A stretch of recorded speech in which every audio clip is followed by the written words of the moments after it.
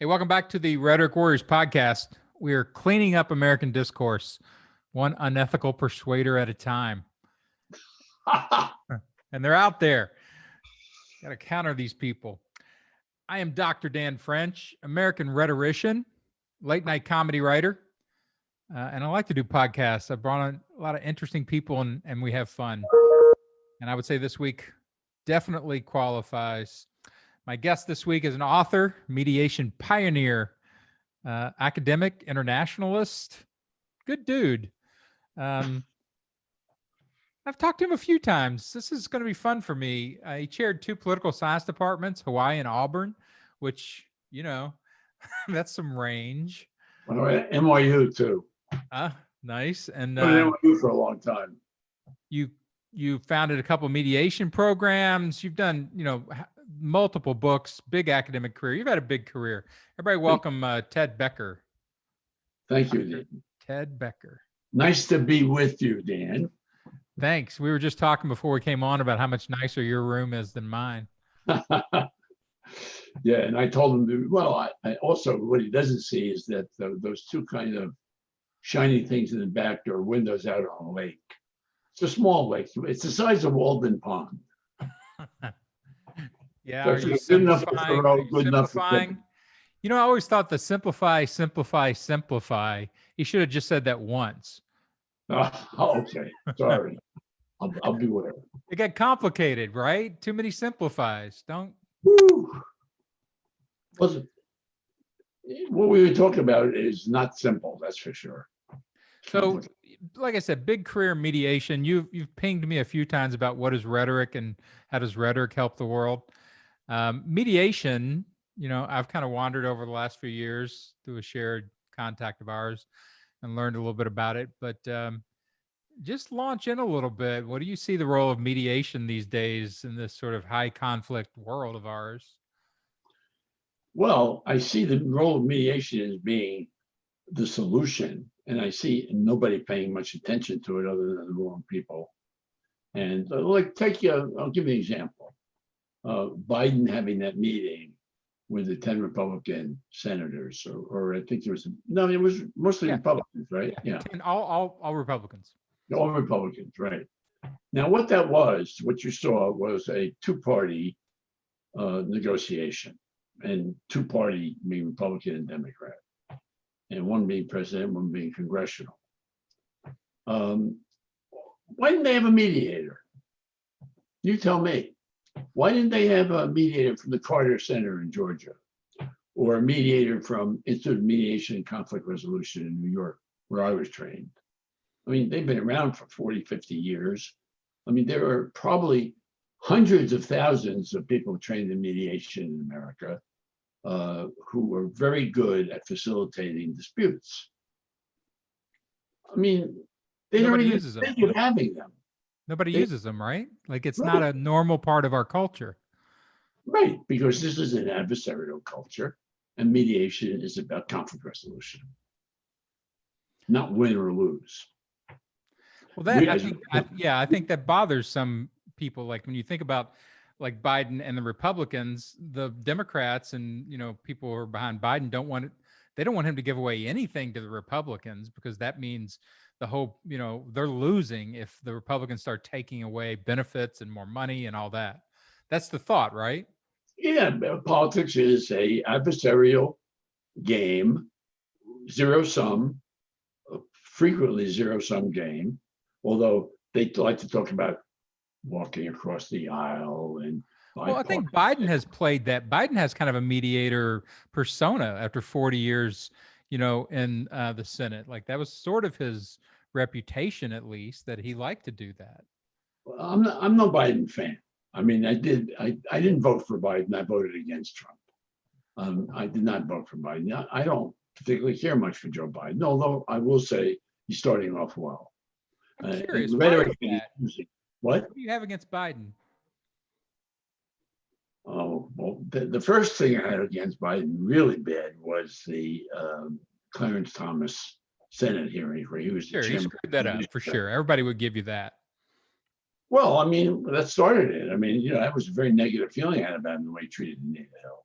So, I mean, he was much younger then, and before his latest tragedy, but he had had tragedy before with losing his wife and daughter. I'm not giving him a break for that in terms of how he handles things. And that was a very sexist way he treated her, and that bothers me. Always it was bad. I think everybody, that's definitely a hit he took for sure. He's also pro-Iraq War. He voted for the Iraq War. I mean, they keep on talking about conspiracy theories. Well, how about the real conspiracy that actually happened between George W. Bush, Colin Powell, Dick Cheney, Donald Rumsfeld, and Paul Wolfowitz? I mean, that was a conspiracy. Why aren't they charging them with conspiracy and trying them? I mean, and they put all these conspiracy theorists on from the right wing, and the media keeps on talking about them all the time. I'm thinking to myself, why are you talking about real conspiracies? Not conspiracies dreamed up by some, extremists on the right wing. Anyway, getting back to Biden. Yeah, get back to the Biden Republican thing, like not using mediators. I'm interested in that. Well, I mean, that's just one example. I mean, you can't tell me any major international meeting between leaders where they've used a mediator or a facilitating team. Name one. Not a one. Did Trump take a mediator to meet Kim Jong-un? No. Did Trump really mediated one dispute that very few people know about. Really? He played the mediator, and I would say he was a very biased mediator. He wasn't a good mediator, but he got the settlement he wanted. Okay. And that was a dispute between Saudi Arabia and Russia over how much oil to produce and the price of oil. And Trump wanted to keep the price up. Both wanted to drop it because they wanted to sell more oil and gain more market share. And Trump figured that was not good for the United States economy. He wanted the oil companies to be making lots of money. So he wanted the price up. So tell me this, like, successful. They kept the price up.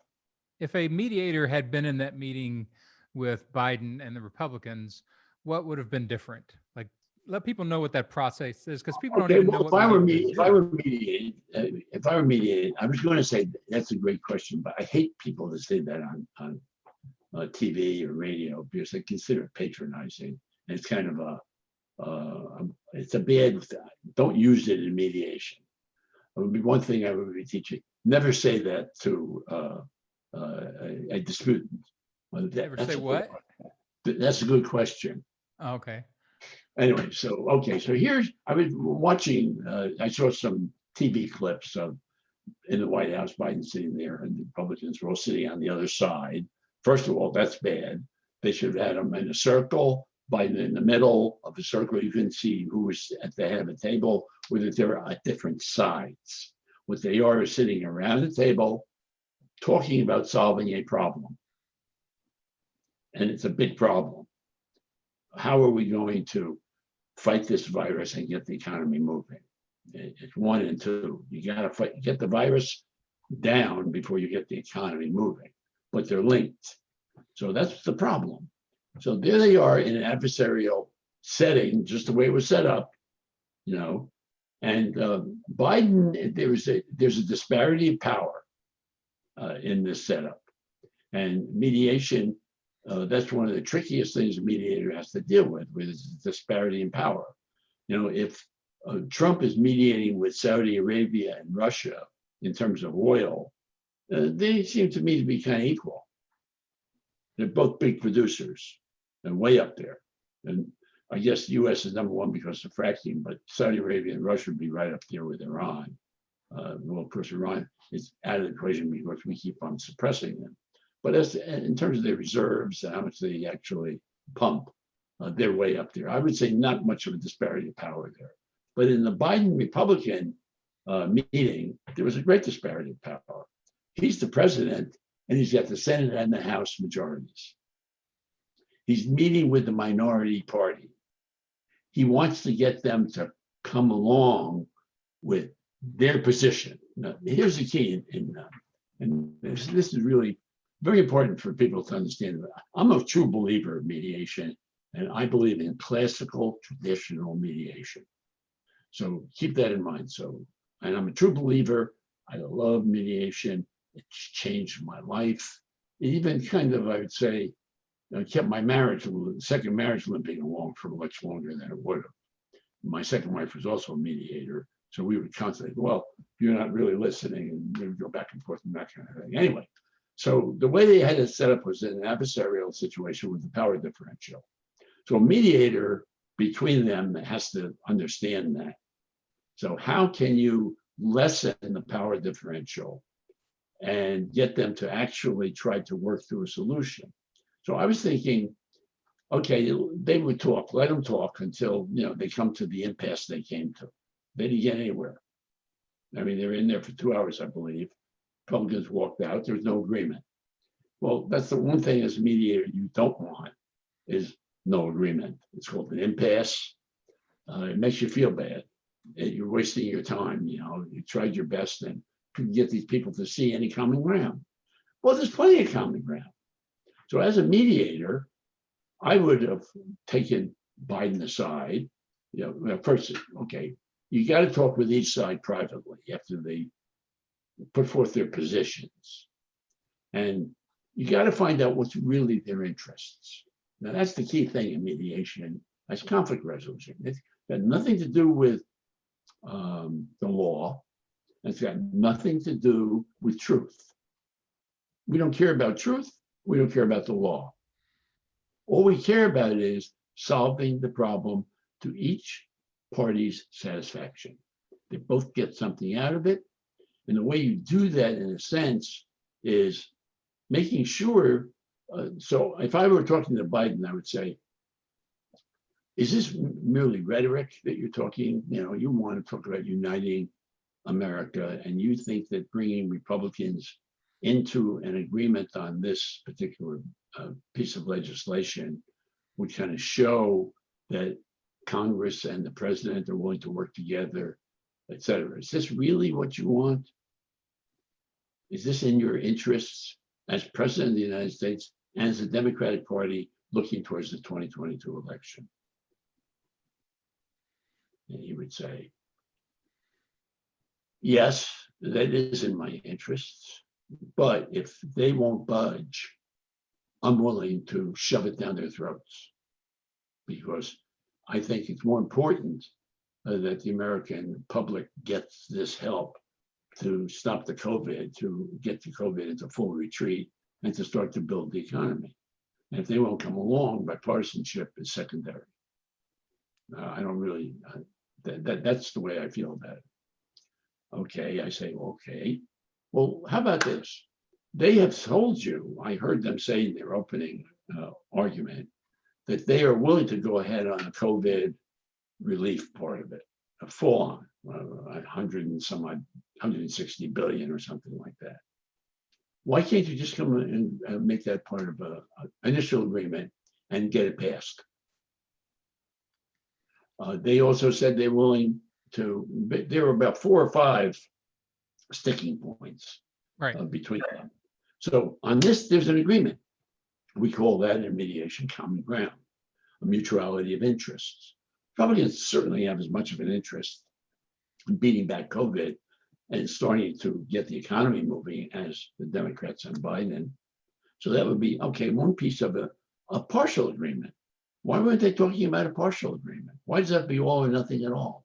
I think that's politics, right? Like political, in order to get political power, they often group things together that don't really belong together so that they can get the weaker ones through based on the stronger ones. Yeah, and the Democrats could, and Biden may say, well, look, we got the majority. We won Georgia because we got the people in Georgia to buy into all of this package.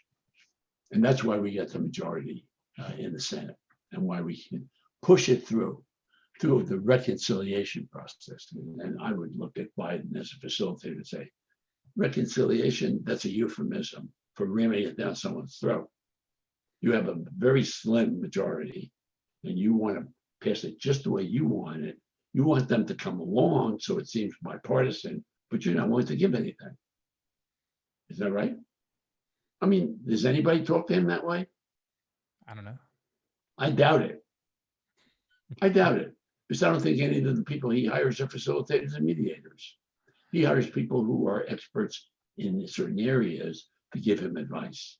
He doesn't hire a facilitator. Yeah, He I would doesn't guess hire there a is a mediator. secretary cabinet level mediator, is there? I doubt it. I doubt it. Now, there may be some lawyers who believe they're mediators that he hires, but they're not. They're two separate paradigms entirely. I mean, when I say lawyer, I mean attorney, because I'm a lawyer. You know, I'm a lawyer, right? I have my law degree. I worked for Attorney General of the state of New Jersey. I worked for two blue ribbon law firms in Newark, New Jersey. I just hated it. My father was an attorney. All my best friends in New Jersey, and they're my longtime best friends since high school, are all attorneys.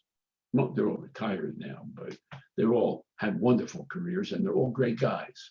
So you can't say I hate lawyers, but I know intellectually, conceptually, and in practice, the lawyer attorney model is the exact opposite of a mediator model. Two different mindsets, oil and water, they don't mix. Now, occasionally you will find a guy who's an attorney who starts to hate being an attorney and then becomes a mediator. There are some of those around I've met. But if you're a practicing attorney, retired judge, I mean, I laugh at all these retired judges who are mediators. Right. I mean, what a joke.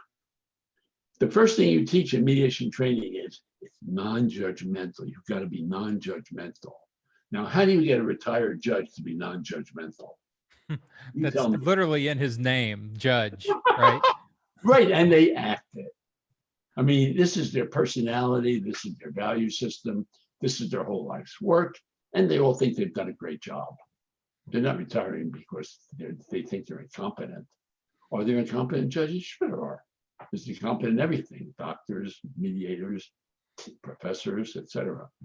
But most of these judges who retire and make a lot of money doing mediations were successful. So, how can they be non-judgmental? It's impossible. So that's the way I would be trying to really get at what is Joe Biden's interest. Then I'd go to the Republicans. And I'd say, okay, why are you here? You're in the minority. With the reconciliation process that Mitch McConnell came up with about 8 years ago, starting with Obama, that you can ram anything through or block anything if you've got the majority in the Senate and the House.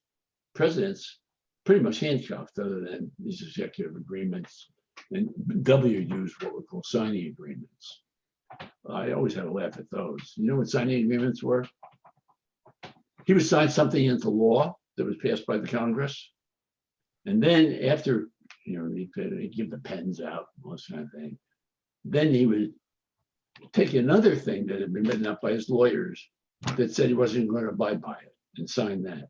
It was called a signing agreement. Well, that sounds like it's unconstitutional to me. He's pledged to uphold the law that he just signed. And then he has a signing agreement that says he's not going to follow it, not going to execute it. No one ever said anything about that. I mean, there's so much BS that goes on in politics, and the media totally misses it. Well, it's too complicated for most people, right? I mean, you've done this for, almost 60 years, and you've watched law and mediation and everything else. You've got a lot of complexity in the way you look at this. Most people are coming at even their conflicts and things like this brand new, fresh, with no training whatsoever. I mean, the amount of ignorance about American government and how it works is astounding. And I'm talking, I was dealing with honor sections in a pretty widely respected, land grant university in the South that attracted, top students from around the entire Southeast, and occasionally drips and drabs from the rest of the country. And it was, whether it was private school, public school, the ignorance was like astounding to me.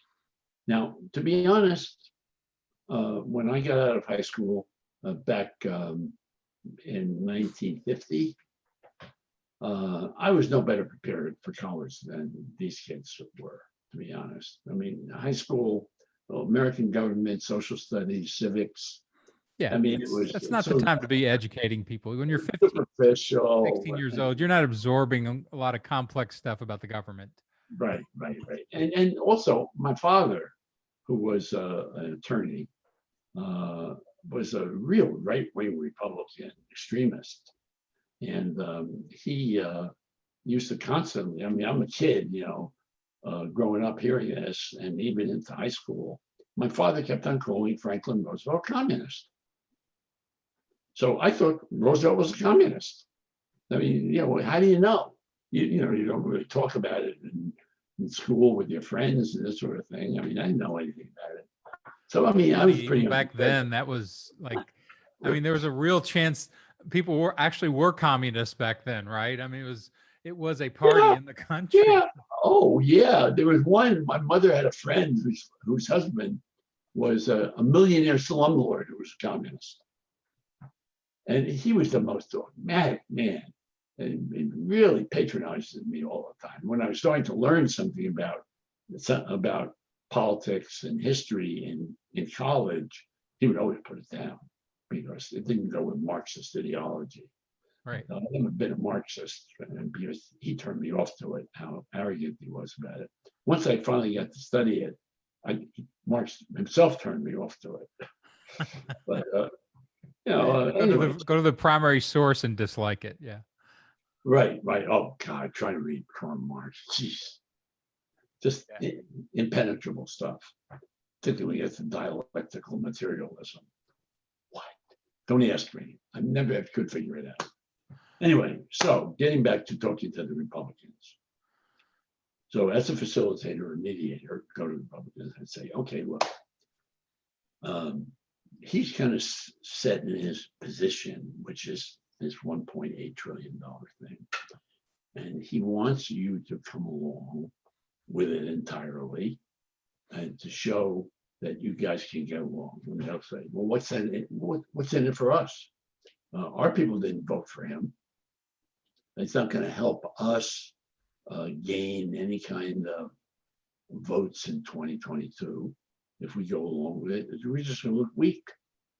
What's in it for us? So that's what I would have. That would be a problem for me to say, okay, well, I asked the president whether or not he'd be willing to just maybe take pieces of it where you have agreement and you pass just those and still have negotiating time for over the rest of it. How would that suit you? I mean, you're already in agreement on these things. Would you be agreeable? Would it be in your interests to show bipartisanship, given the fact how polarized everybody knows we are in this country?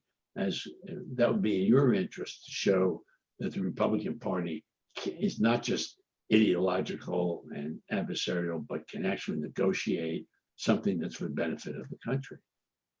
Would that be in your interests? So that's what a mediator facilitator might do, which did not happen in that meeting between the president and those 10 Republicans. So would you put politicians in the same corral then? Like, I know lawyers are, it's an adversarial occupation and judges and all that. But politicians are built at least somewhat on the art of compromise and sort of backroom agreements and things like that. So they've got more sophistication towards mediation, I would think. Every legislator or governor or judge and their politicians with black robes, as I've always said, judges, are into adversarial. Politics is strictly adversarial. There's no negotiating.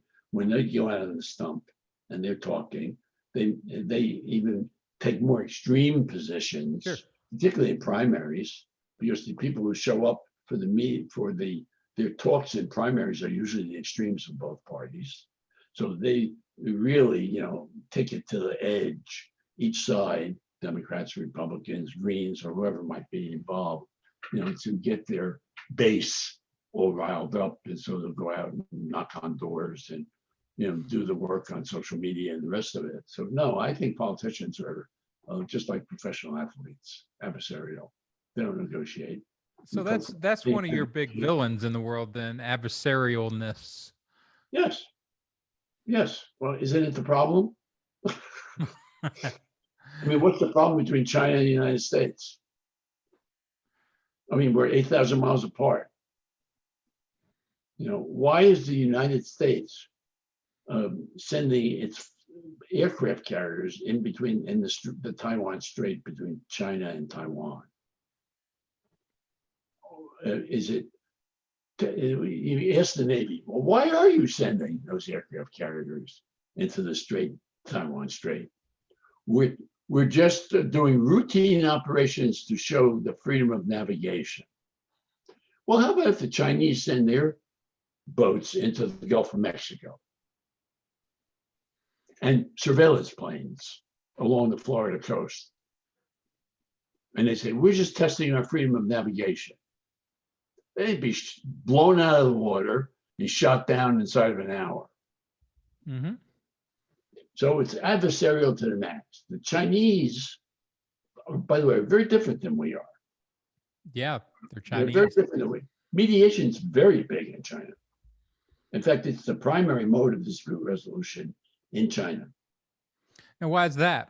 Is that just a cultural acceptance of it? Have they done a better job of selling it? Well, I think it's cultural. It's cultural. It's not the Chinese Communist Party. It's been, if you read the Tao by Lao Tzu, I mean, it's all about harmony and balance. Confucius is also about maintaining a social harmony and balance, not necessarily between individuals. And Confucius is, the Chinese culturally, in terms of their ethical system, since they're not a religious society, are very prone to have been for centuries, if not millennia, using mediation as a primary way of resolving interpersonal disputes, small crimes, things like that. Interesting. And Japan as well. Yeah. Japan as well. When you said that, you think of the bifurcation at the center of that culture, a series of bifurcations of the yin and yang, the fact that they start with the premise that there are two sides to everything that are different, but find places to conjoin. America doesn't do that. America is very mono, right? Well, as you say, it's two sides, bifurcation, binary, zero sum, win lose. I mean, that's, it's a dog eat dog world, survival of the fittest, all this kind of thing. And in China, it's more social harmony and harmony. I mean, this is not to make them out to be perfect beings, because they have lots of conflict in marital affairs and, neighbor stuff. I mean, just the same as we have. I mean, human beings are human beings, and they're going to find ways of not getting along. And you want a third party to come in and try to calm things down, try to show where there's some mutuality of interest, maybe think of some solutions that you haven't thought of before. Right. I mean, it isn't necessarily two sides. It can be multi-sides. You see it only as two sides. Yeah, but how about this? Mediators, the last resort of mediators is to suggest options that they haven't brought up in their talks. Well, what about this? Or why wouldn't you think this might work? Like going back to the Biden Republican thing. Why wouldn't it work that you pass together maybe 1/3 of the bill and agree on that? And say, well, Biden wouldn't do that because he says you got to hurry it through. And if we won't hurry, he's going to push it through anyway. And say, well, yeah, you want to say, would you agree that you're willing to do that? And I can go back and talk to him about that and see whether or not he can see it being in his interest, and maybe give a deadline to you guys as to when you've got to come along with the other, or we'll push the rest of it through. You definitely have the feeling of a mediator, Ted. I want to agree with you. Well, it's part of me. I say, I remember when I took my mediation training, I was trained by an outfit that I did some research for this podcast.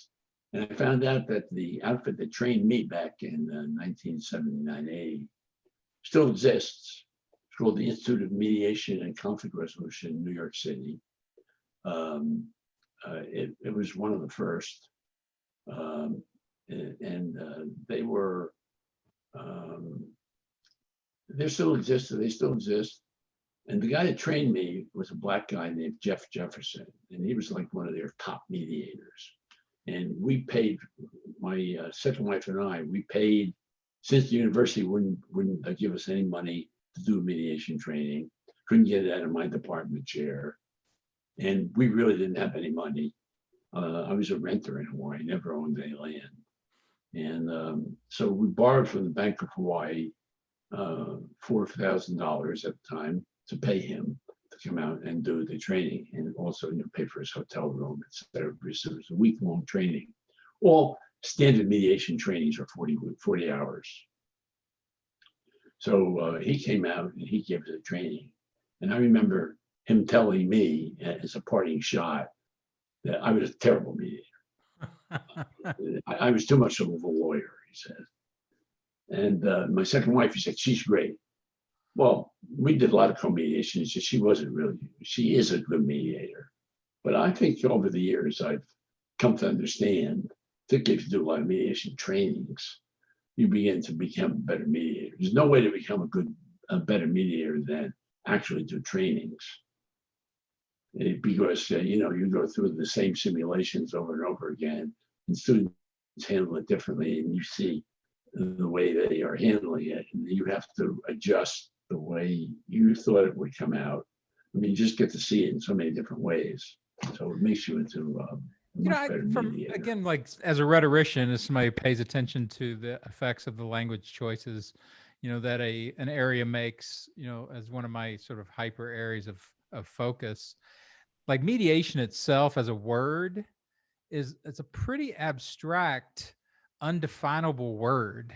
Yeah. Don't you think Google that's a problem? Like when people hear it, what's that? Google it, and the first thing that comes up is meditation. Right? It's already co-occupied by a lot of that kind of spiritualism and meditation and, that kind of history. But I don't really think that's what it is anymore, right? It's not that 70s Gestalt psychology group therapy kind of thing, is it? Well, again, I told you I'm a hardliner. Actually, I think mediation is very spiritual. And I consider it to be an important part of my spiritual growth, mediation. And I remember when we set up our second center in Hawaii was set up with the city and county of Honolulu, called it the Honolulu Mediation Network, Honolulu Neighborhood Mediation Network. And we operated out of City Hall. And we had 4 separate centers around the island. And 2 of them were in Hawaiian kind of communities, because that's where a lot of the conflict was taking place. Because it was sort of, like rundown areas, economically deprived, educational discrepancies and crime disparities and that kind of thing. So 2 of our mediation centers in City County of Honolulu, one was in Waimanalo and one was in Nanakuli. And that was over the big Hawaiian section.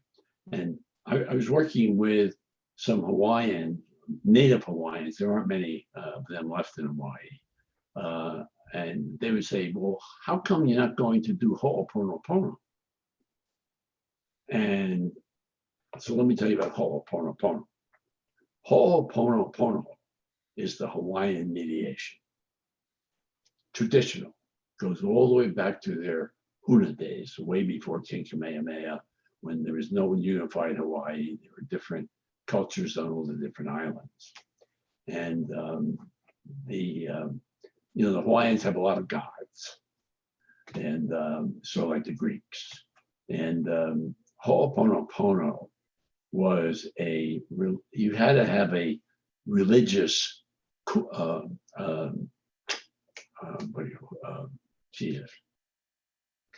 kahuna, a religious kahuna, to come in and do the ho'oponopono.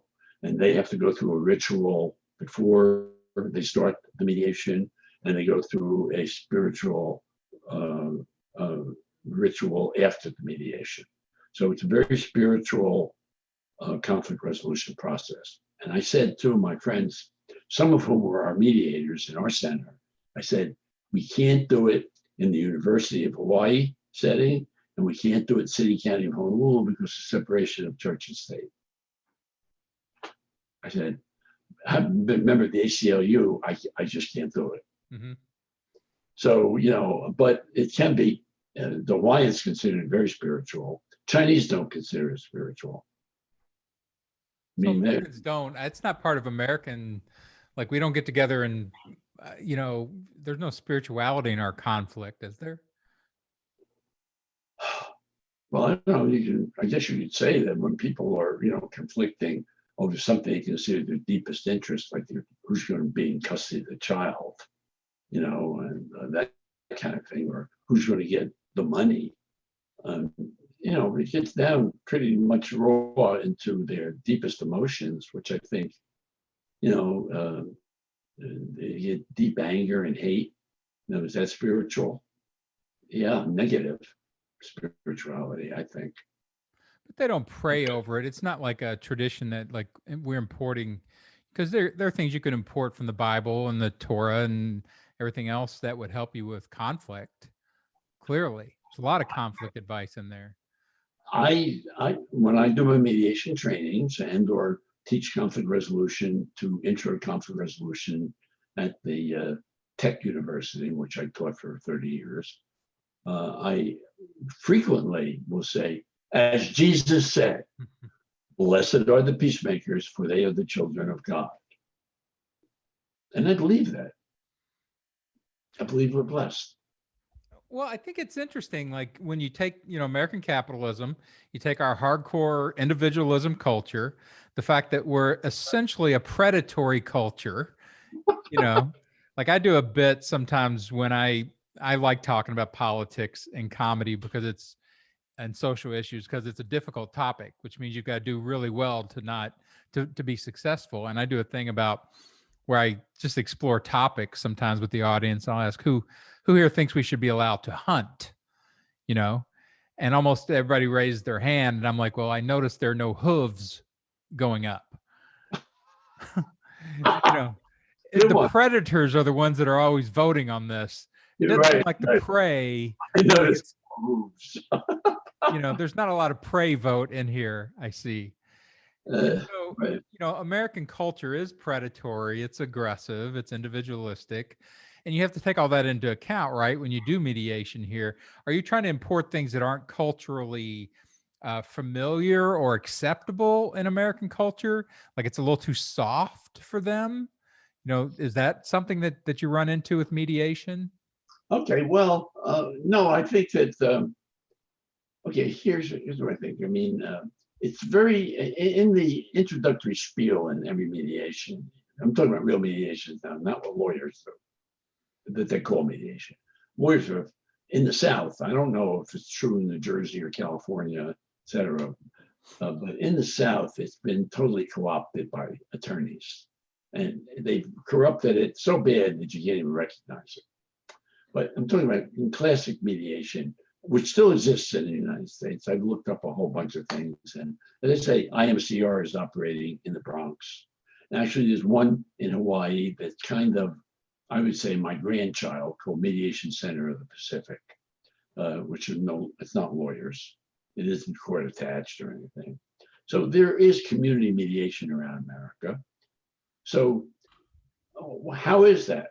Well, again, going back into history. First of all, America, when it was first founded in the 17th century by the Brits, and keep in mind the Spanish were already here in the 16th century. They were Catholic. They didn't mediate, they assassinated, killed, and murdered and plundered with the church's blessing. However, the American church— They mediated between life and death. Yeah, right. We live, you die. And death won a lot of the— Right. Yeah. So in America, though, you had two separate original colonies. One was Jamestown, which was commercial.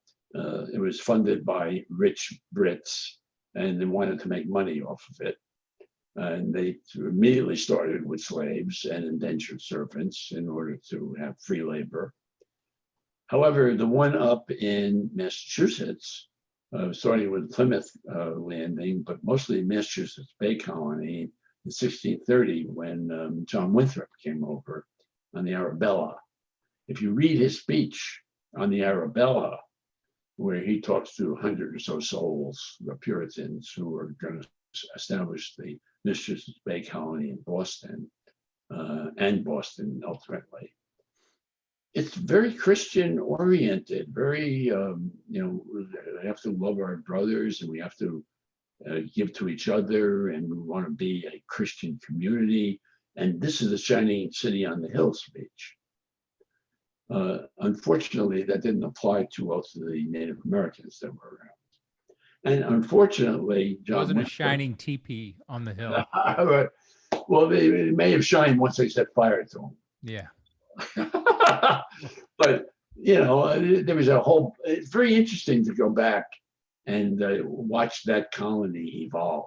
Sure. The Massachusetts Bay Colony, because they were called Congregationalists, and they were not supposed to have a clergy and a hierarchy. They were supposed to just have congregations, and that's kind of the basis of New England town meetings, where Christianity and democracy kind of work, and you're supposed to deliberate. It's sort of like with the Quaker meetings, right? They're very democratic, and the Quakers are a very democratic Christian sect, and the congregations were supposed to be, but that's not the way it worked out. They evolved into a hierarchy very quickly, although some of the congregations didn't buy into it. Particularly one run by a woman named Anne Hutchison. And she didn't go to the mass meetings that Winthrop was presiding over. And, they were Calvinists, and they believed in predestination. Right. Well, actually, they weren't very good Calvinists because they really believed that certain people were chosen. Sounds like the Jews. They believed certain people were chosen. And of course, it was them. I always find your group is always the choice. Like, right. Yeah, God made a choice and it's not us. We're out. Right. So anyway, so Christianity has nothing but peace and love for the other in it. It's not adversarial at all. That's true.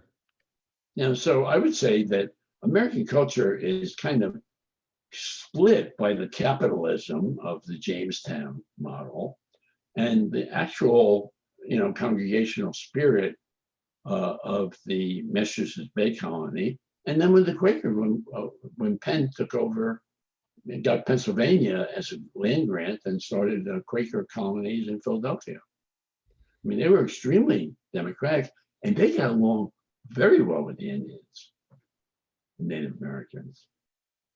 Yeah, it's an odd, schizophrenia or bipolarness of, that kind of the effectiveness of power in this country, how effective it's been for the groups that use it well. Yeah. And to try to convince them that, hey, you need to stop using that power because it's going to, blow everything up. That's never been a really strong rhetorical appeal, I've noticed. These power guys, I mean, really. That's why I say the lawyers, the attorneys, and I can't say all attorneys. I say my friends who are all attorneys, I love them all. They're really great people, and they're not like that. Personally, I haven't observed them in the courtrooms, but my first cousin was the top family law divorce guy in New Jersey and New York City for decades.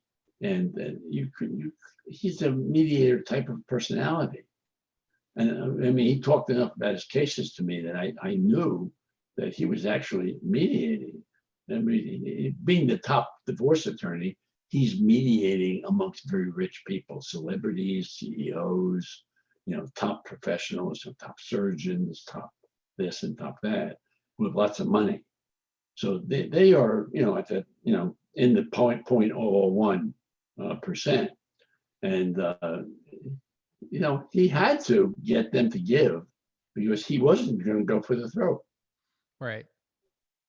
Well, when So you're dealing with when you're dealing with two power centers going for the throat, like go for either throat, they're going to come back at you.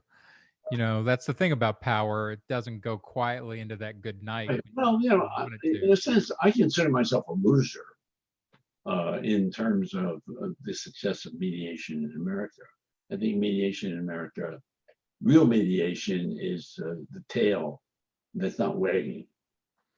The dog is eating away and chomping away and getting bigger and bigger, and the tail isn't getting any bigger. It's just kind of hanging there.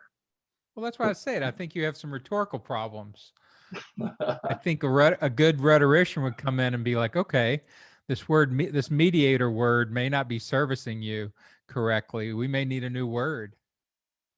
Well, I don't know what they call it in Chinese. I did read what they call it in Japanese. No, they're different languages have different words for it. You can't call it anything else but what it is. I mean, it is mediation. I mean, it's known around. Mediation is just the cover word for it. Like that's just a word that we've plucked out of English and dropped on top of it. The thing about rhetoric is like when you are being underserved, like if you're the tail and you're like, hey, I want to wag this dog, then rhetoric can come in and go, well, let me give you some tools and tactics for maybe, doing that. Because just asking for the dog to let you wag it isn't working, Right. So, with a little more technique and a little more sophistication, you might, it's sort of exactly what you're talking about with some of the other solutions. things that happens, right, that don't work either. What? The lawyers themselves came up with this to talk about mediation. There was a big conference in Minnesota in around 1976, before I got involved. It was called I think, the Pound Conference. Was it Ezra Pound? Was he a poet? He was a poet. Okay, so it was, I forget his first name, but somebody Pound Conference. And it brought together a bunch of very top of the line, important people like Harvard and Columbia law professors, union negotiators, federal negotiators. There'd been a federal mediation service in the United States since the 1930s when the National Labor Relations Act was passed.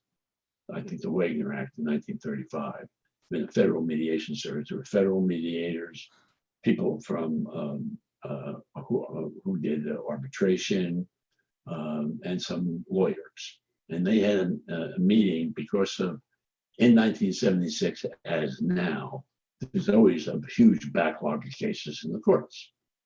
And the judges are always complaining, and the judiciaries are always complaining, the head administrators are always complaining, the lawyers are complaining, and there's not enough lawyers to go around for all the conflicts.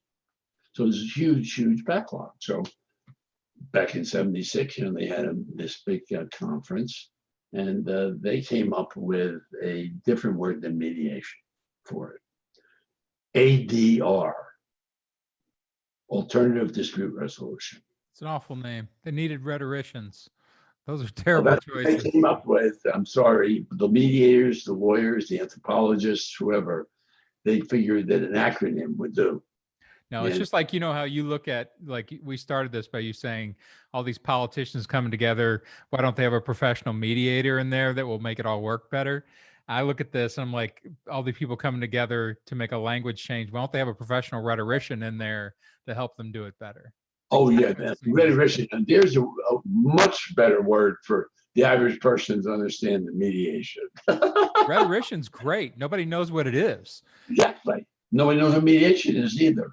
Yeah, but I think with mediation, people think of like divorce mediation.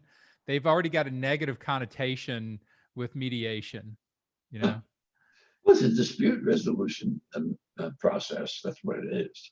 Right, but that's technical. That's not a living, breathing, word. I mean, I can't think of anything but conflict resolution tool. I mean, whatever whatever you're going to say, that's what it is. No. We got to bring you over into the rhetoric world, man. Well, what's a court? What do you mean? I thought it was something where the jokers and the musicians played for the king. What are you talking about? Court. Court. Court? What's a court? What's a court? Yeah. Well, that's one of those, like almost all of our words do multiple things, right?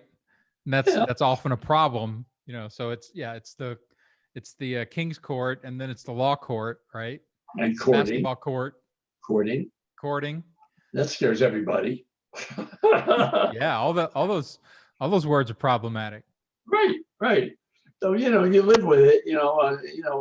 Believe me, when I began in Hawaii, I was going around trying to sell this mediation to neighborhood boards. And they say, "Isn't that you mean meditation?" No. Although with Ho'oponopono, you start off with a meditation after the ritual.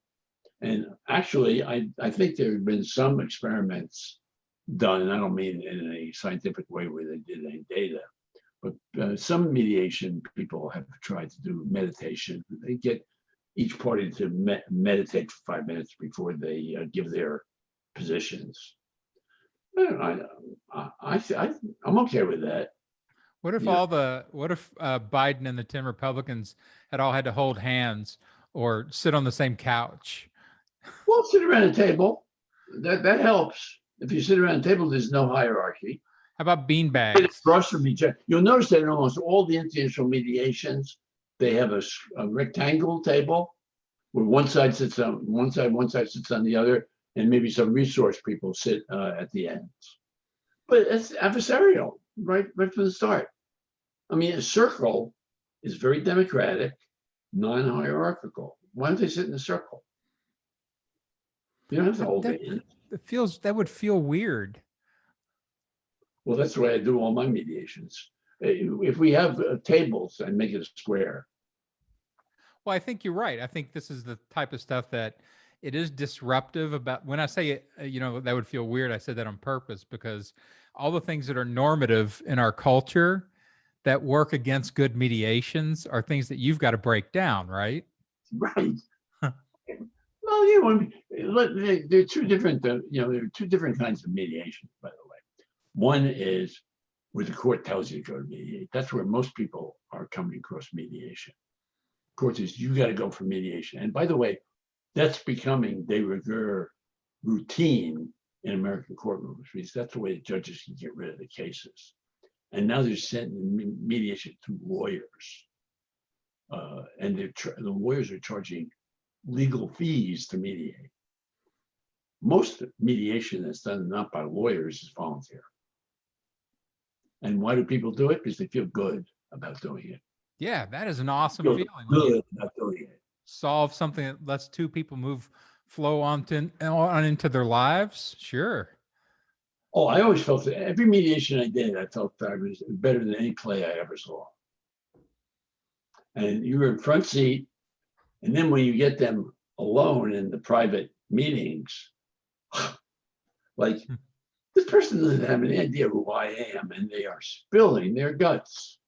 They're telling me things that I wouldn't have believed in terms of that when they were first talking to each other, yelling and screaming at each other, about their marriage or what the other one does with the kids or the adulteries and the frauds that are committed. I mean, they made all kinds of crimes and horrible things to you.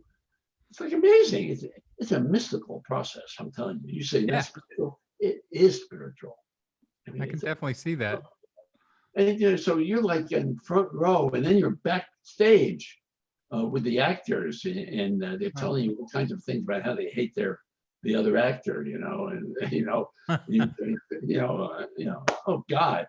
And the reason why they are is because you have told them right up front before it even starts that anything they tell you and you repeat it when you're in the room with them alone is confidential, and you're not taking any notes.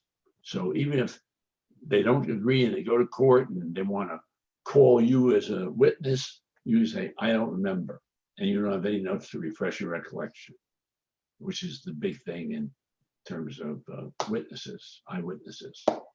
So anyhow, so it is a mystical, magical process that works beautifully. And if the court sends you to mediation, your chances of getting agreement are much less than if both parties have sought out mediation and voluntarily coming. They want to try this as an alternative to the courts. So that's got to feel frustrating to you. I mean, this is your life's work. You know it deeply. You've had, massive amount of experience with it and thought about it down to its very, very, tiny roots, but you can't get it to take hold in America. Failure. Failure. It's okay. I believe that my karma is to fail. Really? Yeah. Why's that? I failed at other things too. I mean, I really feel, my karma is to fail in terms of all the things I predicted were going to happen. In the last book I wrote called Three Kings of Chaos, I make it very, very clear in talking about the three kings are Putin, Xi Jinping, and Donald Trump.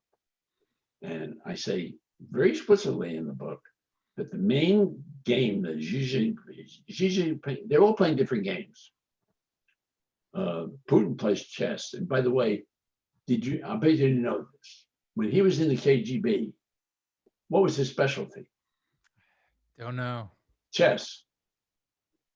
They have an actual training of KGB, chess, and geopolitical strategy. Huh. So that was his specialty. So Donald Trump is going against a master. Now, Gary Kasparov says Putin is not a good chess player. Oh, Well, really? maybe not a good chess player, but he's a damn good geopolitical chess player. Well, you're not comparing him to other chess masters, dude. You're comparing him to other world leaders who know nothing about what he's doing. Right, including Trump. Trump thinks he knows what he's doing. Trump is just, I would say, on Putin's chessboard, he wouldn't be a queen. He wouldn't be a bishop. At best, he's a knight, probably a rook. That's, on Putin's chessboard, he's no more than a rook or a knight. Yeah, He might even be a pawn, as far as I know. But I don't know. He's a pretty important pawn. Sometimes the pawn captures the king, right? So. Right. That's right. It can happen sometimes. But anyway, and Xi Jinping, he plays a totally different game called Weishi, or in Japanese called Go, and we call it Go in English. And it's a board game with it looks just like a matrix. It's just grooves in wood that cross each other, and they're just round white and black stones. And you put each stone on where there's an intersection of lines. And the object is who wins is who surrounds more of the opponent's pieces. Different than chess. Yeah, I've never even heard of it. Yeah, well, that's what Xi Jinping is playing. And the alliance with Russia, the whole goal is to control geopolitically the world island. And they're well on their way to doing it. They're well on their way to doing it. It's a big win for him. I think he's making a big mistake in challenging the US on Taiwan. I don't think he doesn't want to go to war over Taiwan with the United States. But I think, given what I know about him so far, I wouldn't be surprised if the US can't provoke him into it. If he gets the Taiwanese to say that they want to be independent officially, there'll be a third world war. That is not in Xi Jinping or China's interest, I'll tell you that. Because, first of all, it will be a huge battle. Taiwan will be the biggest loser. Yeah, I would think so. Oh, yeah, it'll be a battleground. Well, isn't it interesting, like when you pull up game theory, and you apply it to politics, it's interesting to me because it's something you can also do with mediation, right? Mediation is a type of game. And you're having trouble, like people they're not used to playing that game in our country. They don't know the moves, they don't know the pieces, they don't know the rules. And I think that's what I run into a lot with. People don't know the rules of very useful well-developed, sophisticated systems. They've never been trained into those systems. And so they Mhm. end up rejecting them without even knowing what they're rejecting. Right. Well, I agree with you. I never thought of it as a game, but actually, and in a way, it goes against my grain when you say it's a game. I'm thinking it's a very spiritual process. But in looking at it, uh, I think it's fair. I think it's fair. Not that you're playing it for fun, but not that you're playing it to win. Because the mediator, the win in the game is getting the parties to both feel they won. Yeah, so that's that's the nature of that game, is that everybody has to win or nobody wins. Right, right. And I remember one mediation in particular that I did in Hawaii. It was in that Hawaiian area. We as mediators, we went to where the parties were. We didn't make the parties come to us. And I went out to, it was a recreation center out in Nanakuli. And it was a very small stakes thing, interpersonal thing. It was involved a firehouse and basketball games that they used to play at the firehouse. And one guy had become persona non grata, a Filipino guy. And some of the Hawaiian firemen really they didn't like the way he played basketball, and they kind of ostracized him. And he was very upset about it, ruined his life. That was the most important thing to him, playing the basketball. And I did it with one of my Hawaiian friends who wanted to co-meet. We did 3-person panels, which I think is the best, to be honest, for a lot of reasons. I won't get into it. And one of the mediators was my only close Hawaiian friend that I had in one of my years in Hawaii, because I was a male in Hawaii. And unless you marry into Hawaiian culture, you're outside. I was an occupier. So this guy was my friend, and he and I worked together very well as mediators. And I remember when we got the agreement that those guys walked out with their arms around each other. And I just felt like, oh boy. I'll tell you another mediation that I did where I felt that way, and what happened, what I did. It was a mediation at a large state university in Virginia. And the guy who was the provost had been a dean at my school. And he knew some of the work I had done at my school and in Hawaii. And he hired me. It's the only mediation I ever got paid for. And it was a dispute among the faculty of the School of Communication, who had a dean and about 15, 20 faculty. And they were about to undergo an accreditation process. And the provost's interest was that they get accredited, because they had about 500 majors. And them not getting accredited would have been a stain on the school and on that major and all those kids. So he arranged a mediation where I was the mediator, and the 15 faculty members and the dean were all in the same room. It was in the Virginia Historical Society in Richmond. And I started out by saying, okay, let's hear, because I didn't know what the dispute was. Oh boy, for a couple of hours they went, and it was a square table. A lot of energy in faculty and administration conflicts. Well, he was having an affair with one of the assistant professors.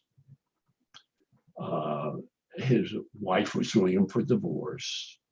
Some of the professors had let that known to the school newspaper, which published it, and there was the dean was suing them for libel. Oh man, it was just incredibly complex. Yeah, sounds like a mess. A mess. Well, I flew up to Richmond once for 4 hours, and I told them what I needed them to think about after it was over, and I did some individual meetings with groups of them. And I went back and I flew up a couple of weeks later, another 4-hour session, and they all came to an agreement. and how they were going to handle things and drop lawsuits and agree until after the accreditation and, et cetera, et cetera. And they work together for the accreditation and the various teams and things like that. And I remember I went back to the row house in which they had rented for me for the evening. And I got in and I went to my bed. I got down on my knees and I prayed to God and said, thank you, Lord, for letting me do this. The money didn't matter. It was such a thrill to be able to help so many people out of their agony and to be able to come together and do something good for their students, 500 students, and not carry their animosity, let their animosity towards each other foul the lives of so many other people. It was a wonderful feeling. And I thank God for the opportunity. Yeah, that's awesome. I think, things like that where you, like what you just said about not most mediation doesn't charge, like you didn't get paid for it and things like that. Nobody Right. knows that about mediators. Nobody knows that this is done out of the goodness of your heart in order to, facilitate a better world for other human beings. Yeah. You know, The best one of them, there's one great one in San Francisco called community boards. You ever heard of them? Mm-mm. Oh God, they're wonderful. Community boards of San Francisco has been around. The guy who founded it attended that conference in Minnesota. His name is Ray Schoenholtz. He was an attorney, and I don't know where he got trained or anything, but he came up with a mediation process. I remember. He was actually a Saul Alinsky community organizer. His basic thing in life was to help communities organize in order to solve problems, to make them sit and get a sense of their community and work together to solve a problem. I'll tell you, this is a great story. Anyway, but it was a very formal process that he had. They had 4 mediators. They didn't have any private meetings at all. Everything was orchestrated in terms of moving through the various steps of mediation in public. Anybody from the community, they had a central office in the mission area of San Francisco, downtown, a real seedy area. And they had 4 satellite offices in different parts of San Francisco. So I went to one of their mediations, and it was a extremely formal arrangement where everybody, the community was invited to come. Each one of their satellite offices had a newspaper that they would put out about all the disputes that they were resolving, that they would then give out to various bars, stores. Interesting. So they made it very public. Right, in their community about the various disputes there were. So in one particular one, this wasn't the one I saw, but I heard about it. They told me about it. The big problem was parking spaces, because there were no driveways. They were like row houses, row house after house after house. So everybody more or less had their parking spots on the street. But having lived in New York City with the alternate side parking, I know that can cause lots of conflict. Yeah, lots. Right. So it was causing a lot of conflict. People were really at each other's throats about whether they come home after a tough day of work, or in the rain, the fog, and they were running into no parking space. Someone took their parking spot, and they would get to know certain people were cheating, and they would then go, and pour paint on their lawn, and things like that to get even. Sure. People are ingenious in figuring out ways to get even. Yeah, I've noticed. There was lots of conflict in this particular community, and they were doing individual mediations about it. So they were publishing this in the paper, and they began to notice that they were kind of having a huge amount of problems with parking, and there was a lot of conflict in the community. So they called a community meeting on parking. The community boards did, and several hundred people came because they were all interested in the subject matter. And what they did is they realized that they were a community and they were having a lot of conflict in their community. And they all agreed that what they needed to do was to pressure the Board of Supervisors of San Francisco to condemn some buildings that were falling apart in one part in the community and create and build a parking structure, which they did. They then began to lobby and annoy the city supervisors, and shortly down the line, they built that parking structure. There you go. Brilliant. Shows you what mediation can do, particularly community mediation. Now, San Francisco community boards, my last classes that I taught, I had an advanced conflict resolution course, which were MPA students, Masters of Public Administration. I found a video online on YouTube, and you can look at it yourself. Just Google in or search on YouTube, San Francisco Community Boards Award 35th anniversary.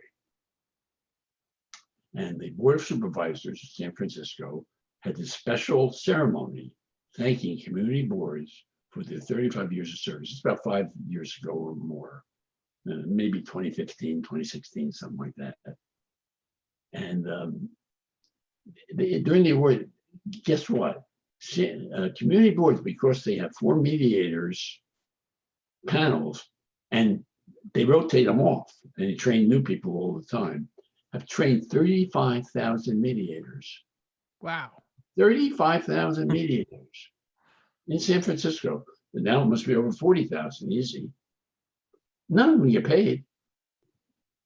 They do great service for the city and their communities. I love it. Yeah, that's fascinating. That's awesome. I mean, when you think about, like I said, you don't get trained to do this in school. No. Nobody gets this as part of a job, really. Maybe some jobs like customer service, a little tiny bit, but be able to train that many people and then send them out into a society to do that kind of work. That's sort of a spider bot going out and doing good things, forever. That's awesome. Yeah. Like that. Well, let me give you another example of how we're trained and not trained. In high schools, for sure, and even in grade school, the art of debate is cultivated. Well, debate is an adversarial thing. I mean, actually, they're pre-training you to be lawyers. Yeah. It's a debate. It's adversarial. It's a winner and a loser. They score it, things like that. How many classes teach you how to listen? 0. Pig goose egg. Well, the art of mediation is being a good listener. Yeah, for sure. Yeah, it's interesting. Like it ties into so much of my communication background, not my rhetoric background, but my interpersonal communication and cultural studies and communication. Mhm. And like one of the courses that I've rolled out and that I'm trying to offer to people in the political realm is this idea of converting conservatives. Like if you look at that particular ideology, Converting conservatives. yes. Oh. So my argument is for like liberals, quit talking, quit going online or wherever, pick one person and convert one conservative, back over to a liberal or even just a neutral perspective, and you'd never lose another election. Find common ground. You don't have to convert. Well, in my world, you do. Find common ground with Trumpers. No, in my world, like I want to convert them. That's what rhetoric does. Rhetoric is much more, it's much more debate, directed. It's not debate. And it's not even adversarial. But it's more about if I want something in the world, this is a technique for doing it, for causing it to happen. And so using interpersonal techniques to do persuasion conversions makes perfect sense with a hyper aggravated community, because if you can't listen to them and make them feel comfortable and not threatened, and if you don't have a relationship, they won't let you persuade them. So all that is just really good foundation for doing good persuasion. And I do ethical only persuasion. Like my whole thing against the right is that they use unethical persuasion techniques to get what they want. And that's dangerous to a democracy. It destroys discourse. versus, ethical only procedures and techniques. If we're taught those, we're fine. I'll debate people forever as long as, they're not coming at me with screed and deception and intimidate, all that negative, unethical talk. And so a lot of that stuff is doing enough interpersonal work so that they can then have a conversion or a persuasion conversation with you. Mhm. So it uses a lot of that stuff. And I've always been fascinated by interpersonal techniques. And, Mhm. clearly you guys have, weaponized them to the point where they do really good things in the world, Oh, yeah. Oh, yeah. Well, but, as I say, some societies, it's routine. I mean, for social harmony. I mean, Yeah. how do you really get any kind of social harmony in a country that has 1.4 billion people?